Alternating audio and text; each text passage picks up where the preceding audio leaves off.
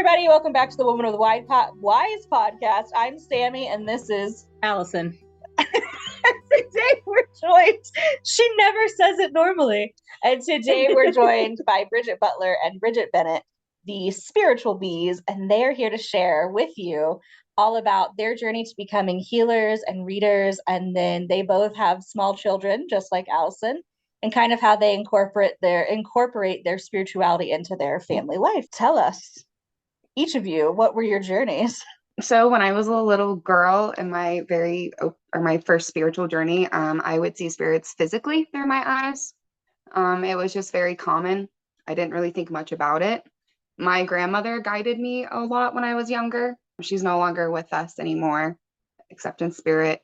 But when I was younger, they would always come to me when I was picking up things. I was always doing something. And then every time I would look up, there was a spirit. And I'd see them for 30 seconds, if that.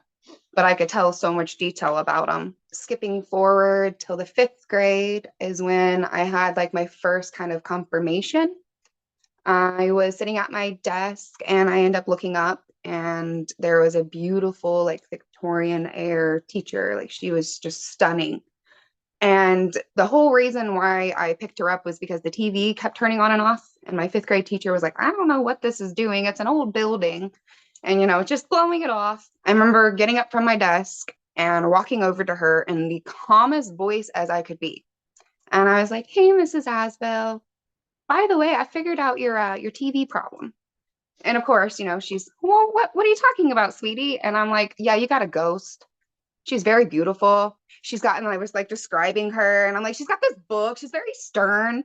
And of course, Mrs. Asbell was like dismissing me, but in a really like beautiful way, not trying to discredit me. So she sent me back to my desk, and then I moved 2 weeks later, and then she ended up calling me, and she was like, hey, Bridge.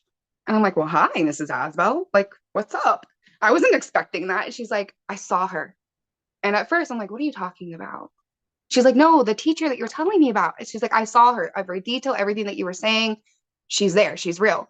And I'm like, I know. But I blocked after that. I got so caught up in friends and life chaos with family that I just kind of blocked all my senses. And I didn't really pick them back up until January 2021, I believe was the year. And my husband's cousin found out that she was a medium, and she was in her spiritual journey the year before that. I think it was like October of 2020. And I had absolutely no idea. So she randomly texted me and she's like, hey, I have something to tell you, but I don't know how you're going to feel about it. And I'm like, no, just come on. Like, I'm an open book. Come on. So I'm like, all right. And then I had to wait till she was off work, which was killing me. That was a really long process. And she's like, hey, before I tell you all this, I just want you to know that I became a medium in October. I worked with a master, blah, blah, blah, blah. And I was like, oh, that is awesome, Tara. Like, that's great. And she was like, I'm nervous to tell you because I've had some really bad name calling and stuff. And I'm like, no, you don't have to worry about that. Like, don't. Like, I'm so excited to hear what you have to say. She's like, okay. She goes, I'm just going to tell you this right now, and then you have to wait till I'm at work. And I'm like, okay, no problem. She goes, I have 3 spirits with me that are really trying to get your attention, like really bad. And I'm like, yeah, let's do this. Like, I am so excited. So she finally got off work. We go out to my little shed that's outside, and I call her, and she's like, all right, I have 3 spirits here. They are not letting me go until you get this message. In my heart, I already knew who they all were. She started talking, and I instantly knew it was my grandma's. It got really personal. But basically, my grandma Linda, who raised me, was like, time to wake up. It's time to wake up. It's time to snap out of it. You know you have this. It's time to start waking up the world. So I was like, when grandma comes, it's time to go. So that was my confirmation. And then Tara's like, are you ready for the 3rd little spirit? The 2nd spirit was also my other grandmother. And I'm like, deep down, I was going to get emotional because I knew who this 3rd spirit was. In 2016, I had a miscarriage. It was really rough. It was really hard. I didn't really talk about it for a while. I was very angry with the universe at the time. Anyways, and I was very upset. So my 2nd child that was born is my son, Bowen, and he has cerebral palsy. So I was very, very angry with the universe already because they took, my second child from me. And then when I actually birthed a child, you gave me a child that has a disability. In my mind, like, why would you do that to me? But then the most precious thing is what my daughter told me. She said it was time, it wasn't her time yet. At that time, Source, Universe made a pact with my son. He had to enter this role because he has a bigger job than what his sister. If his sister would have entered, then I wouldn't have had Bowen. And I needed Bowen, especially with what I was going through. So that gave me closure with my grandmothers that I didn't get. It also gave me closure with my little girl. And I was able to just pick up. So from that experience, it was in March, I got my first deck of cards.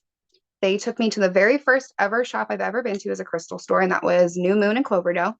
I absolutely love that store. I got my first pendulum from there and a couple crystals. And then they took me to another little store in Greenwood, and that's where I got my first oracle deck. And then since then, I have been practicing since March of 21, I believe. So going on 2 years with cards. And I found out I was a medium through Reiki. I took the Reiki courses at New Moon, which are phenomenal, and I highly recommend anyone to do Reiki. It's a beautiful experience. I did all of my classes through New Moon, and then I branched out to a shop in Brazil, and I started being a healer there, and I loved it. I absolutely loved connecting with the clients there, but I noticed things were different. And what I mean by that was I was doing like little guided meditations. I was going a little extra with the Reiki. They were just instantly connecting with like their past loved ones. And I mean, these are people that didn't believe what I was doing, but they were just coming in anyways. And I was just like so fab. I'm like, wow, like, how can you guys do that? Like, I want to do that. Wait, how am I bridging? I was just so lost. So for a long time, I wouldn't give myself the medium title because at that time, I didn't think I was worthy enough.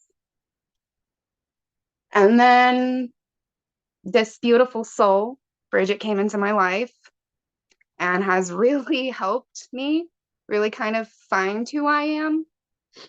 She just asks these beautiful questions that makes your brain think.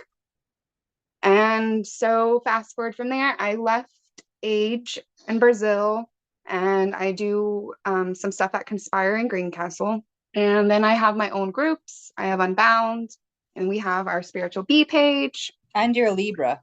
Oh yeah, sorry. I'm a sun. My sun is Libra, my moon is Scorpio, and my rising is Leo.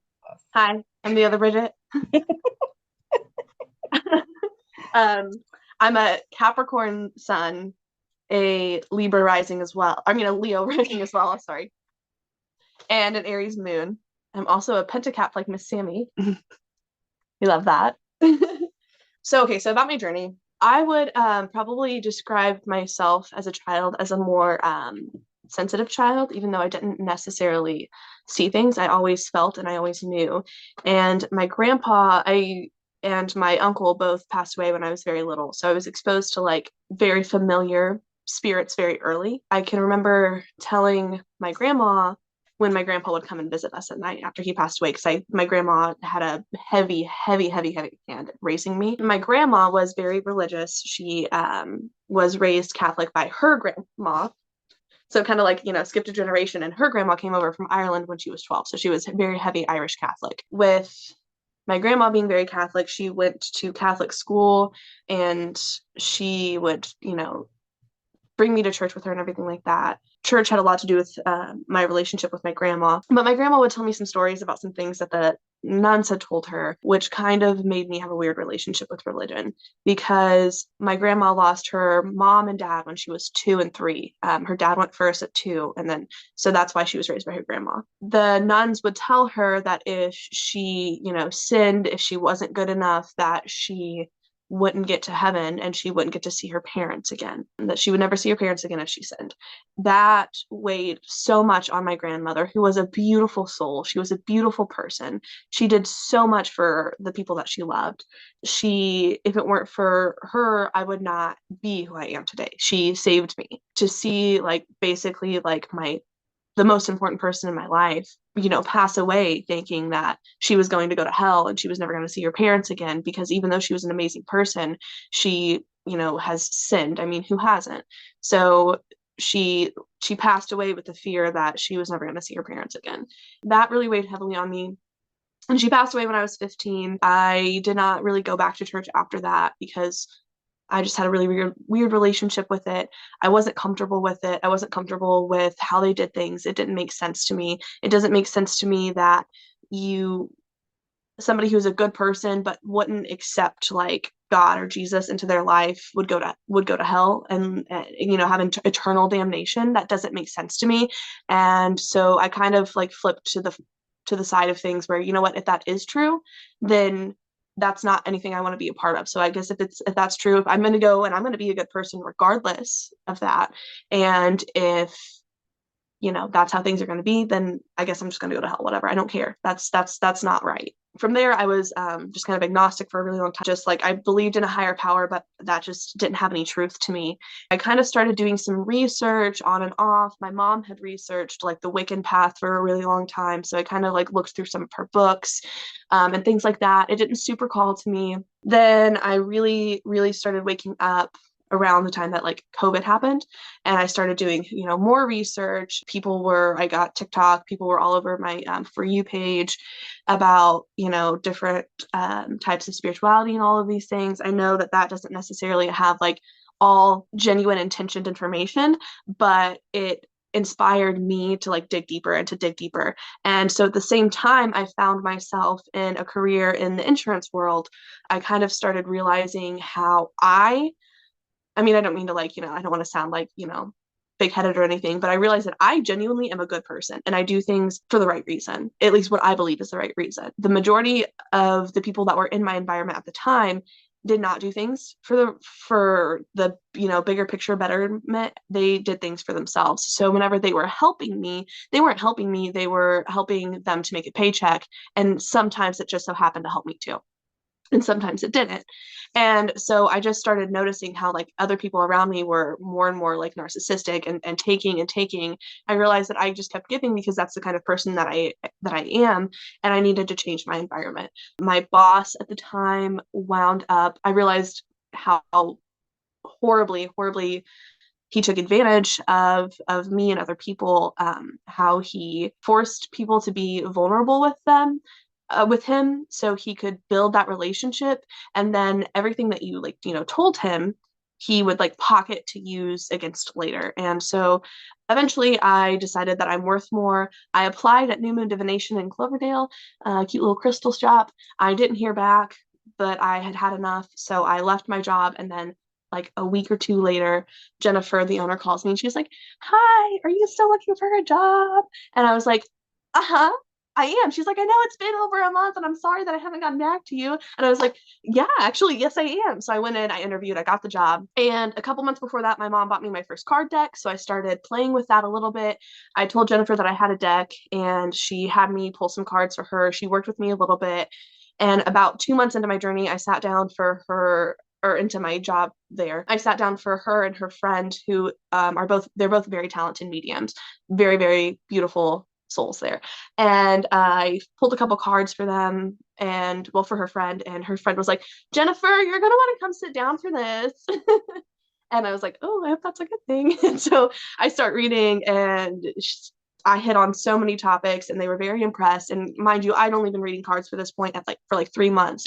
And so from there, Jennifer offered me to start doing readings in the shop and continue working with her. I did psychic fairs with them, and I still work there today doing readings, also doing healing. I got, again, my Reiki certification the same time as Bridget. I've met so many beautiful souls, and everything just keeps opening up more and more and more. And I am in no way, shape, or form near the end of my journey, but my journey is very, very beautiful, and I'm so happy to be here. I've done so much healing and I've learned so much about myself, and I am just really excited to see what's next. Yes, thank you both for sharing. I love so many things about this. Your openness, your candid to the truth of what happened, and also your love for your grandmothers, I think is such a beautiful thing. I do want to give it a little shout out to Jennifer for having also really great intuition, be like, hey, these are some human beings that need to be in my space and really taking the time to nourish you. So it's really so refreshing to hear that there are people in like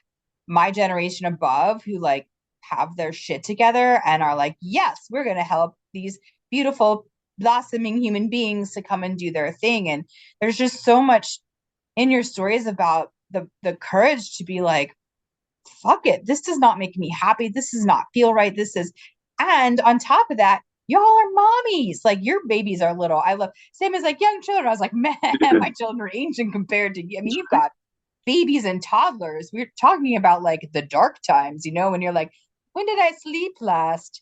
Have I Right. eaten in 5 days? Right? Bridging into some other topics that you guys wanted to hit, that was like honestly a really scary part too of the journey, was making such radical changes with having at the time 2 kiddos, but now I have 3, and Jasper was very, very young, so leaving like that cushy like job and moving into something so that was such new territory was very, very scary, but I did make the leap of faith and I'm glad I did.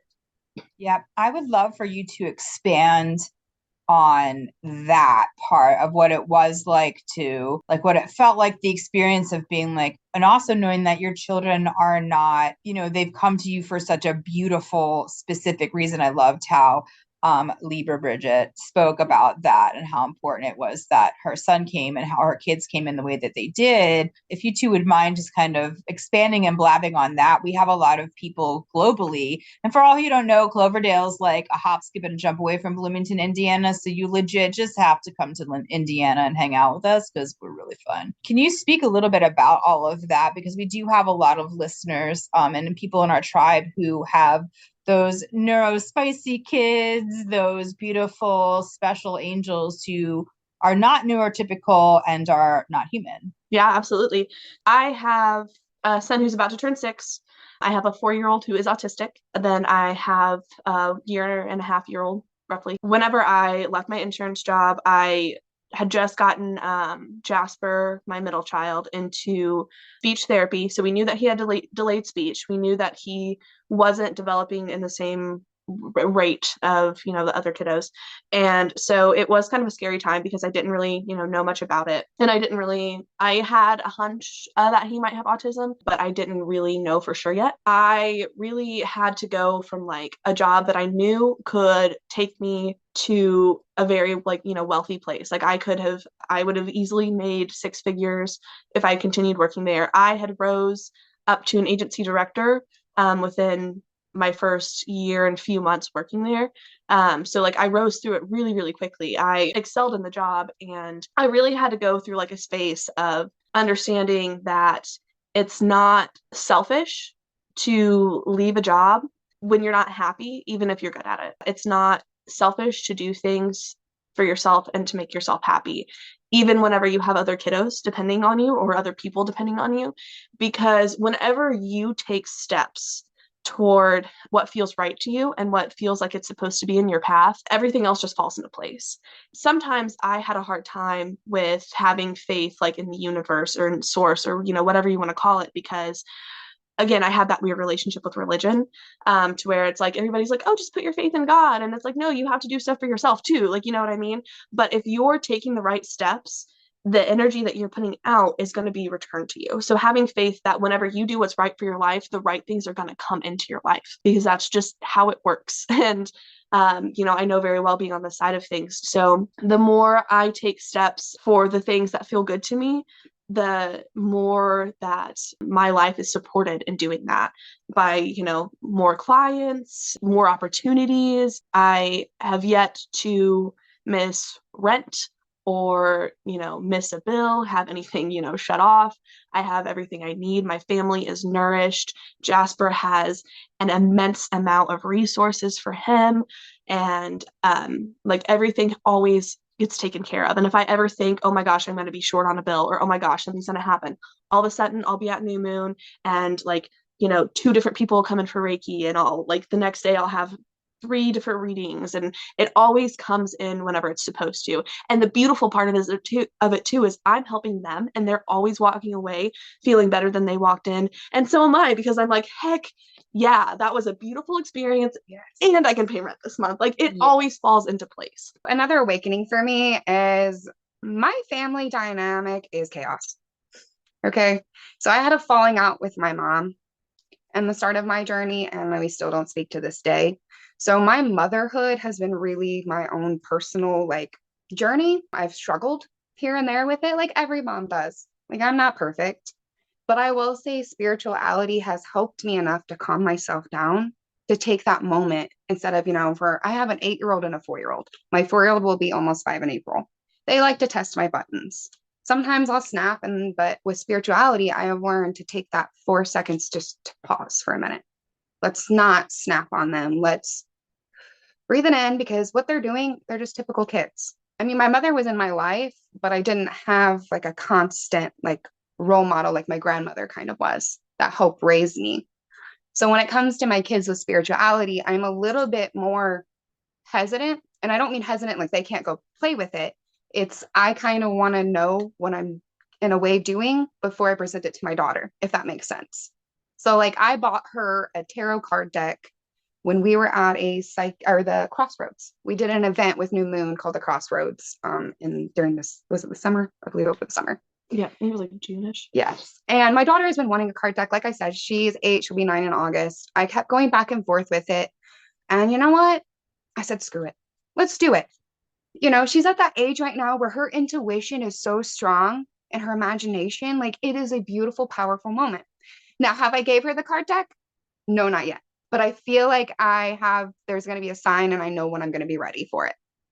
She has her own pendulum. I'm very, very okay with her having a pendulum. We both like to play with our pendulums together. She likes to put it all over her body. My son is, like I said, he has cerebral palsy. Amazing thing about intuition and mommy gut is I followed my intuition.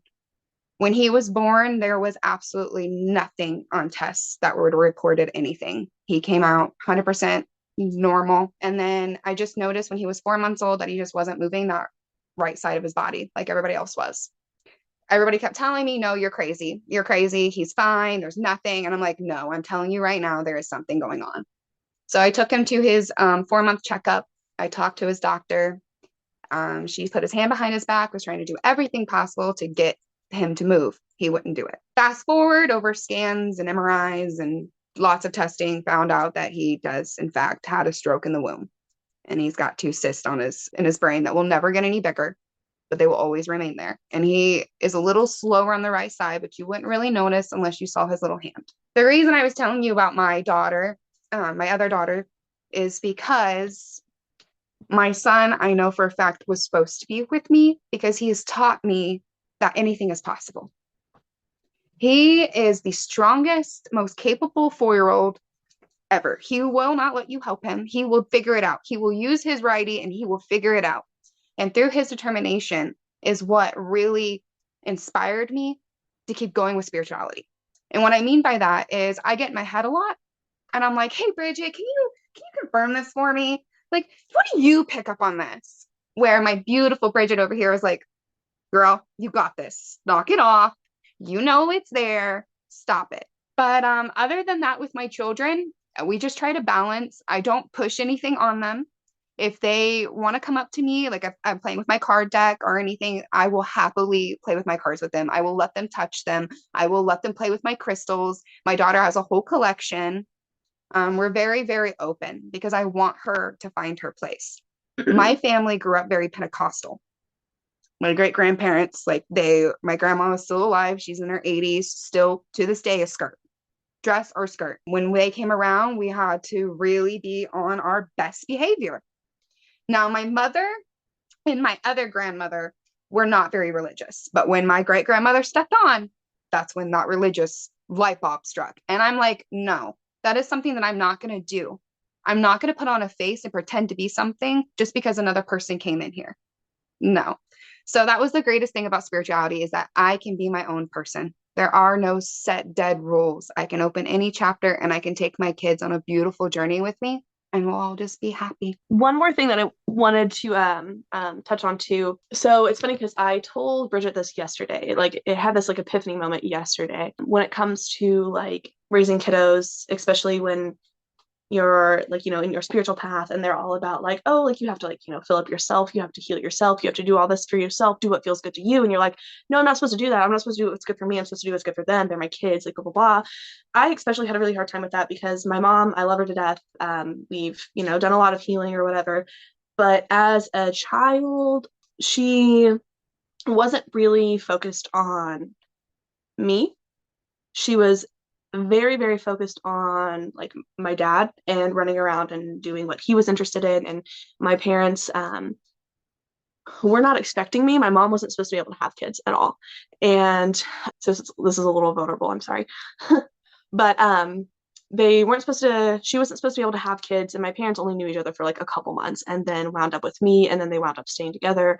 And, that's at the time they're not together now, but they stayed together for the duration of me being a child.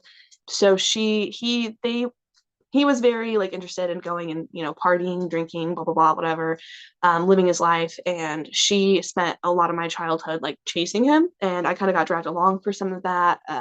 My family kind of kept me for some of it, like whatever. But I wasn't really like a priority, and I always viewed her as very very selfish for that. And because she did what she wanted to do. And what I realized though, what's different between me doing what I want to do and her doing what she wants to do is I am on a journey where I am loving myself first, and loving myself is spilling over into my kids and loving them. And they also are teaching me on how to parent them better by learning. Okay, sorry, I said that wrong. It's teaching me how to love and care for them better, being able to like love and care for myself. I'm learning to parent myself and my inner child by parenting my kids, and they're teaching me and I'm teaching them at the same time. And it's really beautiful. But my mom, she wasn't coming from a place of self-love. She was coming from a place of chasing love from somebody else. She was trying to, do things that weren't nourishing herself. She was doing things that were, harmful for her. And that is what it is. But it was a selfish act because she wasn't trying to make peace with herself and peace at home. And she was chasing other people's love and other people's attention. And she wasn't prioritizing herself or her family around her. She was chasing other things, whereas I am just trying to love myself. And whenever you have that, like I said, it spills over into everything else, and it creates a beautiful life. It shows your kids how to love themselves, and it shows the people around you how to be, how to love themselves and to be confident in themselves and everything like that. So I want to just kind of touch on that as well. Yeah, I find when she brought that attention to yesterday, we were both being very vulnerable, and I was opening up about my mom because mine was similar. Mine chose to chase after males and just other things that she shouldn't have been doing. And my childhood, I got to see my mom through a little tiny crack in the door. With being with my daughter now, and like I'm going to bring up like generational curses because I feel like that's something like I am breaking right now, a lot of it. Because sorry, when you sent that yesterday, it was like an epiphany for me because I didn't have anybody to help me with my problems. And I think that is why like you and I bond so well, because you make me think in a different light where I'm not on my own, where I'm creating the scenarios in my head and I'm trying to talk to myself and trying to like calm myself down and get through it. So now I'm having to readjust myself because I've created such a beautiful soul family that I'm not by myself anymore. And it's something that I struggle with because I have a hard time accepting that there's genuine people in my life that love and care for me. And not just me, but my children too. And I'm not used to that. So it's just something that I have to take and I have to dissect, and I just have to breathe and just let the cards fall. Because this beautiful soul sitting next to me, I don't know where I would be right now without her, keeping me grounded sometimes. You're too sweet. Oh, whatever. It's a Libra. It's just a Libra. So I'm the only one here that doesn't have any children. So I'm learning a lot, right?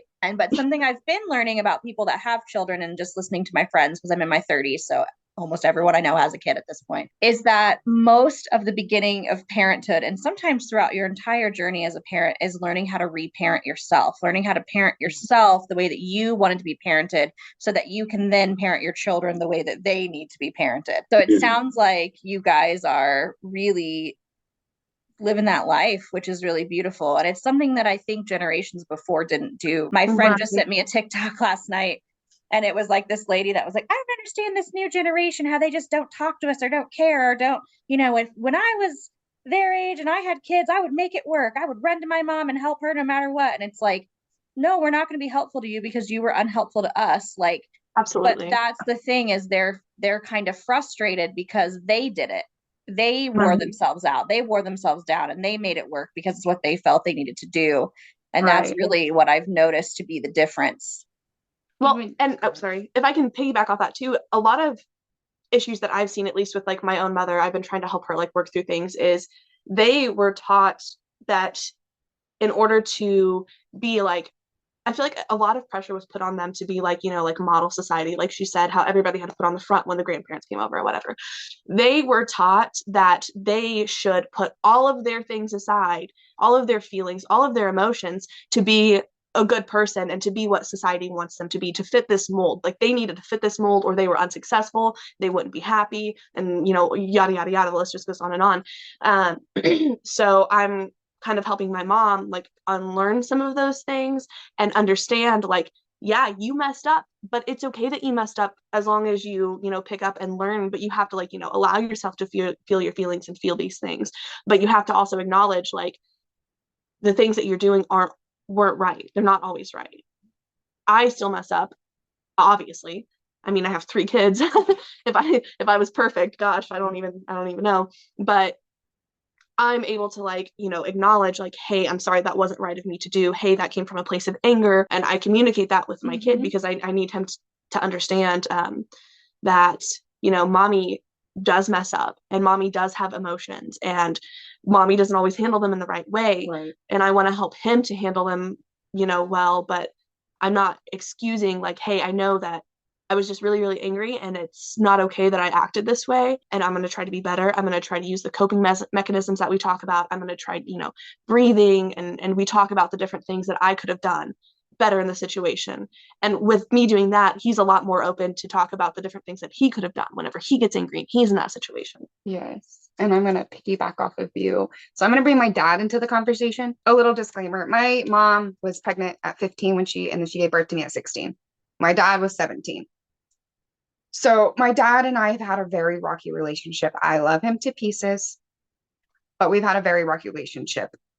But what is nice about my father now, even though we don't talk to each other every day and we still got our issues, but the fact that I can talk to my dad about my childhood and bring up my feelings and what happened, and instead of him saying, no, that didn't happen, I wasn't a drunk, I didn't chase girls. Instead, he goes, you know what, baby girl, you are right. I did. I was, 18. I chased girls. I left you with your grandma all the time. I was a tow truck driver. I cheated on your mom. Like, he really is owning it now. And my dad is the type that when he catches a fish, he'll tell you it's this big, but really it was like 3 little inches. That's just the type he is. I love him to pieces, but because of my spirituality, how I've broken out, and I'm sure we'll get over our Claire's, but I kind of just know. So now when my dad tries to like wiggle his way out, he can't, because I'm just this person now. Either you can tell me the truth or we're done. And my dad has been very, very well with that lately. My mother, on the other hand, it's been a really good journey. And like piggybacking on for your mom, I love that she is picking up on things that she did do wrong. Somewhat. Yeah. We're working on it. Right. Like, it's a very slow process. Right. But at least there's steps. Yes. It's more about her acknowledging things. So like I said, I mean, you got to baby step it. It's more about her acknowledging things that she's doing right now that are incorrect.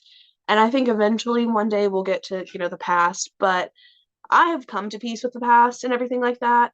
I do want to get to a point where she can acknowledge more of it too. I feel like that'll make me feel better. But the fact that she's working on herself and trying to be better, and she's going to therapy now, which is huge, is big for me. Gave her that beautiful push, you Right. opened yourself up, which gave you that beautiful space to be Yeah. able to bring that. That is one thing that we're different on, though. My parents were 30 and your parents were We're teenagers. Yeah. Although, I mean, they acted like teenagers. But it's fine.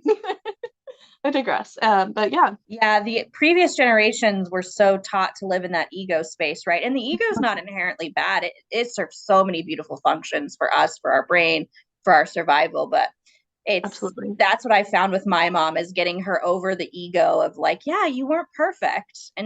But you were way better. Like when I look at her relationship with her parents, I think, wow, she really tried her best. Like she really did so much with what she knew how to do. And same for me. My mom had me at 17. So, this is a 17-year-old trying to do better than her parents did too. And you get to a point in adulthood where you look at your parents and you think, oh my gosh. Like, I wow. hope Ben has that same patience with me. I really hope he does.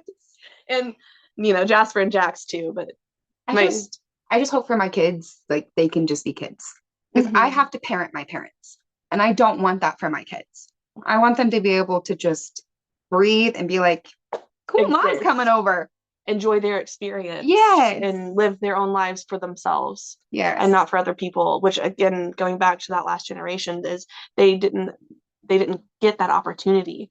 So I think that that's part of the problem too. Once like my mom and my dad found each other, they were living their lives for themselves completely, even if it came later than what it does for most people. And they found that freedom in adulthood and finding like a stable partner, stable in like the fact that they had a house and bills were paid, kind of thing. So like I think that from there they just wanted to go live their lives and experience things, and because of that I wasn't at like the forefront of their mind, which it's okay. They did the best they could with what they had. I made it, so we're good, we're here.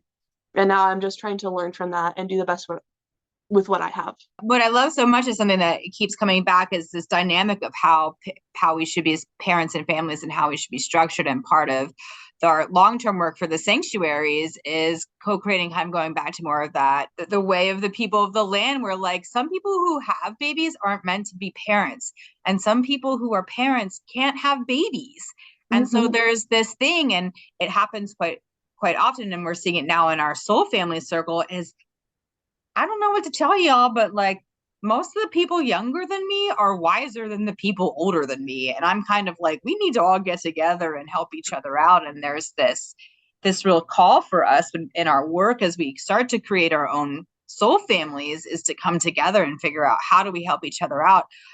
Libra Bridget, something I really love that you said. This is also how I talk to them. I'm like, is it Kathy Bridget or Libra Bridget? I'm checking. Something you said that was so beautiful was that you really wanted your kids to like just to be able to grow up and be kids and not have to parent you, and what that would be like going forward, and having that. And then on top of that is that you have this person, Bridget, in your life, and the growing soul family who does love and support you. And I'm so grateful that you brought that up, because we're very passionate about co-creating this community. And it's so nice to have it like locally in real life and be like, like we legit can be like, okay, do you need help? We can drive up and help you. Like, and you can just feel comfortable enough to call and know that what that is.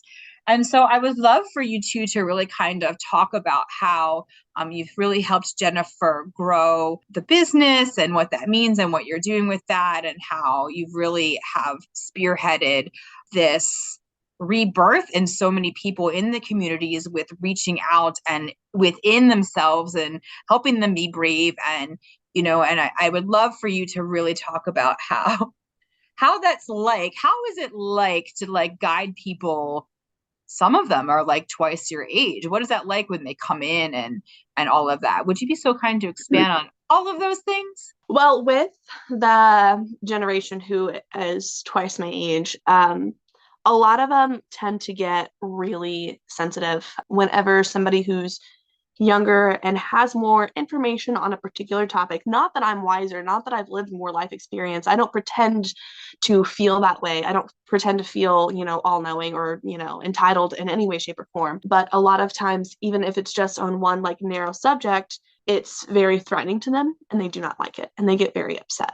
With Jennifer, me, working there at New Moon, it's been really, really great because she acknowledges that there are some things that, I can help her with. And at the same time, there are so many things that she has helped me with. So it's a nice space. Sometimes the way our brains work, we're very particular. So sometimes it's kind of hard for us to see the other person's pictures, but we are able to work through that. And she is like open to the ideas and suggestions and everything like that. So like me and the other girl that works there, Kendall, have really, really helped to bring in new things, new ideas. Jennifer does all kinds of different classes and events and leads meditation. And she had things that she wanted to do. She's always kind of felt like, a calling to do those sort of things. But I've been able to come in and I feel like really, really help put those in place. And because of all of that, and I also am working very, very heavily on our social medias and have been since a few months into me working there, we're starting to build like a larger community. Our outreach is bigger than it was before. We're starting to meet other very awesome, amazing, powerful spiritual people who are working on similar things, like you guys. Now we're trying to kind of like work on making connections to build that so we can give the people that come into our shop more opportunities to learn from more people, to get guidance from more people, because while we know that we have beautiful information to pass on and that we are able to channel messages and we're able to do this and we're able to help with heal and we're able to do all of these things, we also know that not everybody that comes through those doors are looking for exactly what we have or exactly what we have to offer. So we want to just keep building this community, and it's been so beautiful to be able to touch so many different lives. And the really cool thing about New Moon too is a lot of times people who will come in those doors are very, very new in their journey, and they're just like, man, what can I do? Where should I start? What should I look at? And I feel like I'm in a really good place, only being a few years into my journey, to be like, hey, listen, don't listen to people who tell you that you have to do anything. Don't listen to anybody that tells you what you're doing is wrong, because do what feels right for you. And that's going to be really, really frustrating at first because you are so used to being told what you have to do and what you should do and how to progress. But you don't have to do that. Do what feels right to you. If it feels good, go for it. If it doesn't feel good, that's okay. They're like, well, how do I cleanse my house? How do I do this? What crystals do I need? You need the ones that call to you. You cleanse your house. This is how I do it. This is my experience. But if your guides say to go the different direction, or if you just feel called, if you find yourself going a different direction, that's they're guiding you to do that. And so if you find yourself going in a different direction, don't stop and say, oh wait, she told me to go this direction, and turn around. Do what feels natural to you. Do what feels right to you. So I feel like I've been able to touch a lot of lives, and it's been very, very beautiful, and it makes my heart feel so good. I did not start in a shop. I started online. So I started between Facebook Messenger was how I connected with a lot of people. I was very new in my journey. I almost didn't create the Unbound Divine page because I was like, how am I supposed to help people? What do I know? Like, come on. But I did it anyways, because that's just what I do. I'm thankful. I've tried to shut the group down like 3 times. They won't let me. So it's doing something. But anyways, I started online. I started in some bigger groups. I would read. I'm a reading machine. So I can just boom, boom, boom, boom, boom. But what was fascinating is how I found out that I have automatic writing as well. When I was typing these out, I don't know what I'm typing. I just go. I see my card, I translate my card, and I just go. I do not proofread. I send it. I proofread after I send it. I figured out that, yeah, I might butcher the grammar, but there's always a hidden message that I never knew I typed out directly for them. So that started really taking off. My group became bigger. The page that I had became bigger. I was getting clients booked, and then I went over to Brazil and I became a healer at that store for almost a year. And I loved it. I loved my in-person sessions. I love online or in person. I'm fine with either one. My Reiki, I do online or in person. I'm good with either way, distance or not. I prefer in person, but I'll do whichever. When I started my mediumship and I was starting to connect just through Facebook posts, I wasn't even talking to them. I was just connecting through a photo or through words. So yeah, I got my start through social medias. And then I went over to Conspire, which is in Greencastle, and I'm a healer over there right now. I've stopped for a little bit because I'm in school, but I'm almost done. I got 2 more weeks of that left, which I'm a medical assistant, but I haven't been that field for a hot minute, so I went back for phlebotomy. Don't know what I'm going to do with it yet, but hey, I like to stick people. My goal is to use it for holistic healing eventually, maybe, B12 shots and all of that. But other than that, I have in person or online, like I said, and I do events with New Moon when I get invited, which I love it. I've done my first psychic fair, which is where I met you beautiful too, Sammy and Allison. You've done a couple now, haven't you? Huh? You've done a couple now, haven't you? Yeah, well, I did the Crossroads. Yes, the Crossroads, and we did one in October, didn't we? Yeah. Yes. So I've done a couple events with them, and I absolutely love it because, so like what Bridget was talking about, like we have similar things that we offer, but we do them in different ways.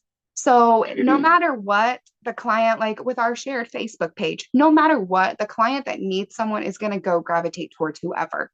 So there's never, and I think that's one of the things I love about spirituality too. You can never master it. There's so many doors. There's so many things that you can learn and pick up. And there's so many different types. Like I said, we did Reiki classes together. I do Reiki completely different than how she does Reiki.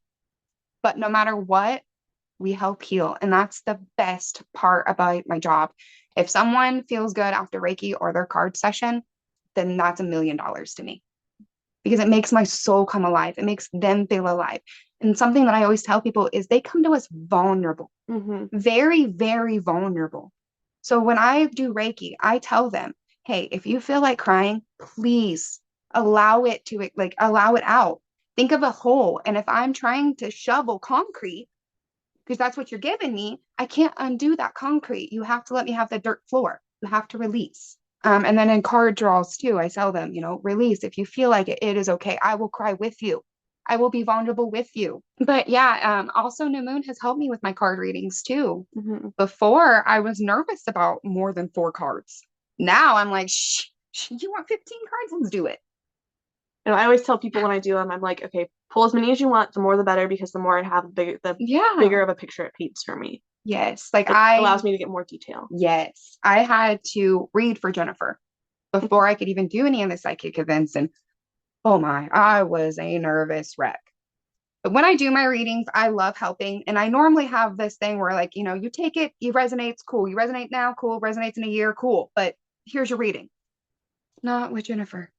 Jennifer's so funny. She wants to truly test your abilities, right? So the whole entire time you read her, she's just blank face, won't give you any emotion, any indication nothing on whether or not you're hitting what. And she's so funny, and it's because I don't know. I mean, it's for good intentions or whatever, but it's so hard because normally whenever you're working with people who are coming in for a reading, you lay down a card and you see that smirk on their face, or you see that reaction somehow, and you can feel it resonating. And she just puts up this wall and she's like, no, nope, you don't get anything from me. I want to know what you have. Yeah. But as soon as you start talking or whatever, after you're done, she's like, it wasn't that bad. Just smile. You're fine. You had it. And I'm like, if you would have just smirked a little bit, would have let my nerves down. But I loved it. And I'm very grateful that she put me through that.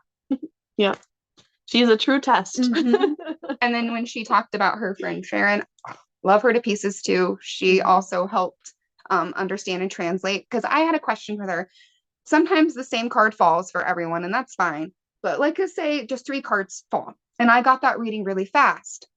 But I'm like, I want to push myself more. She's the one that taught me, go back, look back at the cards, see what else you can pick up. Take a deeper breath. If you want to push more, go ahead. If not, just let it flow. So I really appreciated that. And she helped me with that last October. And since that, my cards have been phenomenal. Sharon's really helped my readings, which is Jennifer's best friend. She's really helped my readings to flourish a lot too. It's funny because, like I said, Jennifer and Sharon, they're both very, very, very talented mediums or whatever. And they kind of remind us of remind me of like our relationship on like how they're very similar, but at the same time, like their strengths really, really complement each other. And so it's kind of a really neat dynamic between them, and that kind of like bleeds into us. And I think that that really helps us a lot. And they've been such great mentors, and I am eternally thankful for them. Sophia dragons always work in pairs. Oh yeah. Mm-hmm. So we're getting ready to wrap up. Honestly, y'all, we clearly can blab forever. We love these ladies so much. I know we've talked a lot about new moon divination. I would love for you two to really expand on the spiritual bees, unbound, all of your stuff, where people can find you, because you guys do the social media and you understand it and you do it, and spill it, ladies. So we created a page. It's called the Spiritual Bees. It's Spiritual Bee. Sorry, Spiritual Bee. I was going to go into the hives. That's why. Yeah. So Spiritual Bee is the page. You can find it on Facebook. We're gonna get ready to launch an Instagram too. TikTok will be coming, but we're not there yet. Right. Baby steps. We have found that we work really, really well together, that life just kind of keeps throwing us back together, pretty constantly. So with that, we created a page where people can reach out to us. They'll be able to book with us if they would like a reading. We do sometimes read people together, which is really fun because the readings always turn out like amazing, and we have great readings on our own too. But it's like we said earlier, you're gonna have some people who are able to see things in a different light. They're gonna be able to give a different type of guidance, and even though you're getting the same reading, she has her cards, I have my cards, and then they really just go more into depth. They're extremely thorough. She just picks up on things that I don't pick up on, and I pick up on things that she doesn't pick up on, and we're able to give such a big, beautiful message. She tends to be a little bit more tapped into like the emotion than me. The Libra, she's a little more flowing. I'm a little more, Capricorn. And I'm like, okay, what she said, but these are the steps to get here. This is how you do it. This is how you apply it. And she's like, and these feelings. And I'm like, but application. It's kind of funny, but they go really, really well. So basically the page we created just to build a community on that you can reach us. We want to just help as many souls that come across with, even if you don't book with us, like we want to help give you resources. The people that we know, we would recommend Sammy and Allison and just different, we wanted to bring a community, and so far social media is the hype of the thing. We're getting ready to launch the page. So please come like and follow us. Yes. But one thing that's really, really important to us is the space that we're creating. We want to create a space where people can feel like they can be vulnerable. They can be themselves. They don't have to put any type of labels to it if they don't want it. It doesn't matter what stage you're in. There's when we talked about this the other night as we were building all of it, Bridget talked about how like there's a lot of like gatekeeping and things like that in the community, and we don't want people to feel like we are gatekeeping our abilities or anything like that. Right. We want everybody to know that they have just as much potential. Yes. And if we can guide them, great. And if we can't, we have a lot of people in our tribe who we can refer them to if they just need a friend, if they just need to talk, if they just need to ask questions. We want to give them a space to do so. So that's what we're really trying to build with our page, allowing people to be vulnerable. It's cute. We have our our Facebook page, the cover photo, it says Spiritual Bee, where you can be spiritually free, because we want everybody to know, no matter what walk of life you're on, no matter what your label is or lack thereof, that we are accepting, as long as you're not doing things for the greater good, for the right reasons, with good intentions. Obviously, if you're coming in and you're trying to do mean things to people, we're not going to accept that. We're going to be like, hey buddy, that's not okay.